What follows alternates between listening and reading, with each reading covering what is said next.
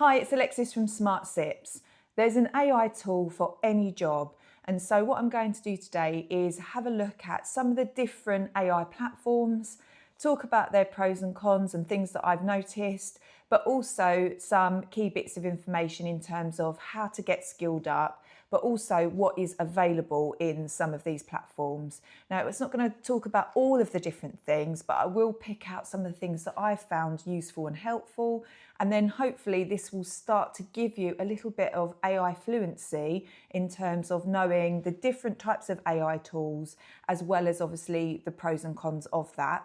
You might have some different opinions. So if you do have any information that you want to add, obviously pop a comment in and we can discuss and talk about different types of AI and how you use it, but also your favourite AI platforms and why you like them. And then what that will do is obviously generate that conversation so that we can learn from each other and understand what the different platforms do.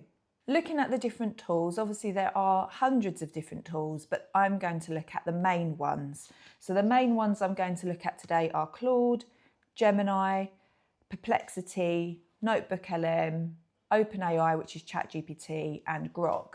We're going to have a look at those different platforms, also look at what they're really useful for, and also just have a little bit of a navigation and an explore. The first one I'm going to look at is Claude. Now, it does have a really lovely colour palette, and also I do find personally this is my favourite because it's the most user-friendly. Also, it has quite a lot of tools to help and guide you. And I think for what I'm using it for, which is like everyday tasks and just trying to dip my toe into getting into AI, it does have quite a lot of scaffolding and structure so that you can start to explore and just have a play around with some of their artifacts, for example. And I'll explain that in a little bit more detail. So as you can see, you've got the voice mode, and when you activate that, you can talk to and fro. Claude will talk, you can talk, and it will just keep listening to you and keep extending your chat. And then obviously you've got your main chat window here. Now, I have just a non-paid version, so it is just one that I don't pay for. It's a free version. And you can connect your Google Drive, calendar and mail to Claude, which I have done, but I haven't actually used it as per se yet, but it's something that I'm going to be having a look at in the future. The other thing you can do is on the button here, you can change for different modes. So for example, the Sonnet one is the most everyday tasks, but if you wanted to use it like a Google search and you just want some very quick answers, they've got a haiku option here as well, which means that it doesn't necessarily need to like generate a lot of information or do any kind of researching. It just does these automatic answers for you. So in some instances where you're just doing some very quick, simple chats or information, you can use that to get your quick answers. Other things that I really like about Claude is, what else is there? There are artifact button. So if you click on here, there are loads of different tiles that showcase different activities that you can have a go at. So if you're looking at different things that you just want to dip your toe in and you're not really sure where to start, I think this really does nicely bridge the gap and give you a bit of scaffolding so that you can kind of pick some of these challenges, and it doesn't even have to be for real, it can just be made up information that you're putting in, and they've got the different headings at the top here so that you can then have a look at those and just start playing around with the tool, which I think is a really user-friendly way, particularly if you're not a coder or you're just struggling to figure out how's the best way of using AI. The other thing I really like about Claude is because they are part of the Anthropic company, so Claude is made by Anthropic, they have something called an Anthropic Academy, and on here you've got loads of different featured courses and you could start to work through these. Now these are free, they are quite quick and easy, so they might only just take a few hours, and you can go through and it will give you some information. Obviously, you do need to kind of log in. You can use your Gmail account if you've got one or anything like that. Now, the one that I've done is the Claude 101. And then I also did an AI fluency course as well. Quick, easy, simple. I got some really useful ways of using it. It gave me some really good ideas. And I think that's a really nice way to start to bridge that gap. Of course, you do need to set some time aside if you're going to do some training, but I found that these were really quick and easy. I actually did one while my kids were at Gravity, and I sat there with my headphones in and did a course while they were jumping around on the trampoline for an hour, and I was able to complete it in that time. So it's stuff that you might be able to fit in and is manageable. So the next platform is Gemini, and like I said at the beginning, Claude and Gemini are the ones that I use the most. Gemini, I do have a pro version because when I got my phone, it was one of the deals that I got a pro version of that. So I have been able to access some more features and more tools, and obviously have unlimited chats with it.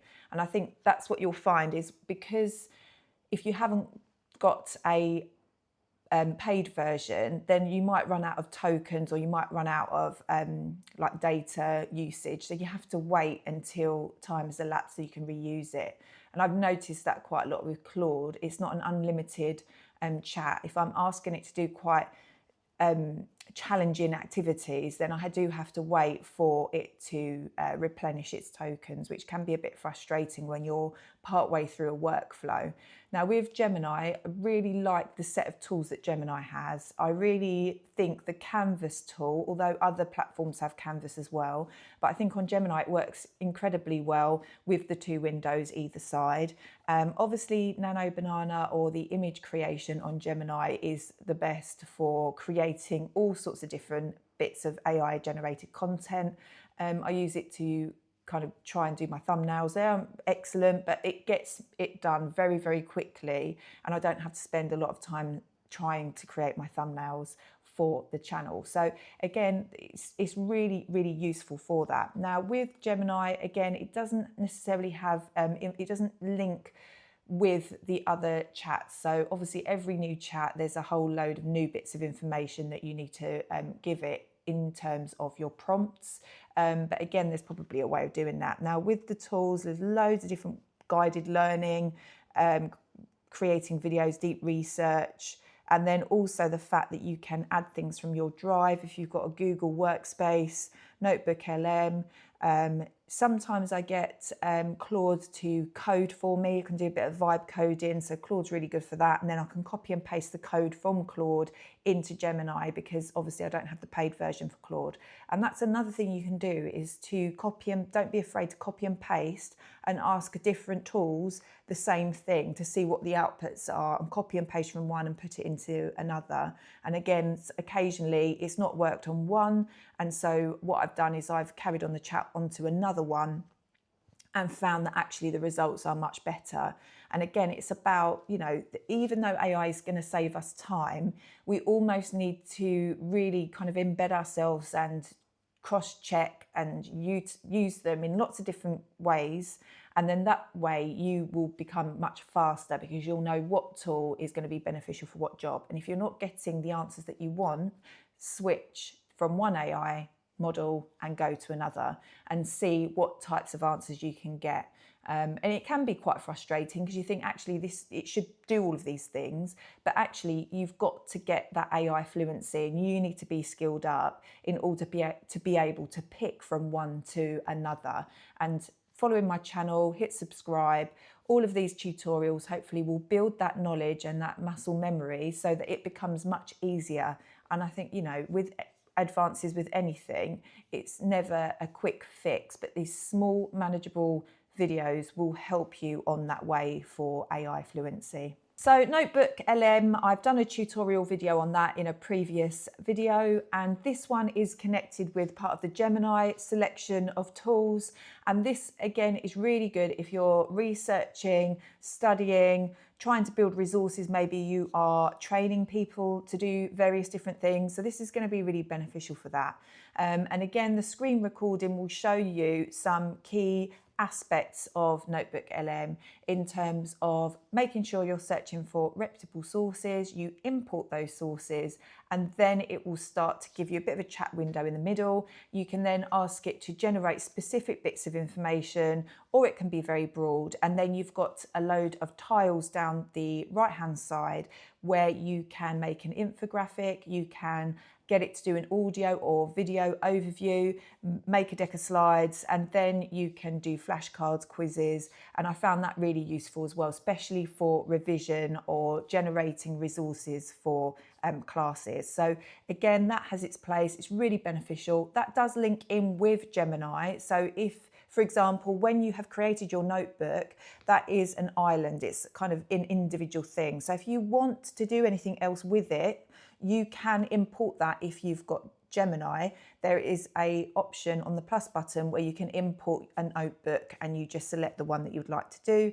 And then you can start asking Gemini to do all the other things and using the web and deep researching to start to embellish what you have created on your notebook. The other platforms, I'm just going to have a quick tour. And again, these are ones that I'm not using so often. But again, I think they do have their place. So we do need to be aware that they exist. So the first one is Perplexity. Perplexity is the one that I said, if you've got any deep research or anything that you would like to do that's got a little bit more depth and fact checking. And again, you can see the interface is very similar. You've got your chat information there, you've got your voice activation there as well, but underneath you've got lots of different ideas on how to start. And I think a lot of platforms now have started to have these suggestions so that you can start to play around and have a go at different things. So do go around and have a look at. I obviously don't have an account for this.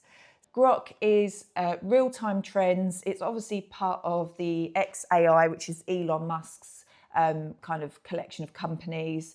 It's really fresh, up-to-the-minute information. It does kind of link in with lots of things that are happening today and things that are happening on X. So if you want information on hot topics and trends and current data, then obviously Grok would be really helpful for you. So in this last part of the video, I just want to again show you there are resources where you can go on and keep upskilling and doing some tutorials. So Open AI Academy has an interface where you can click on different things that you can have a look at, and it will give you some different kind of activities and tools.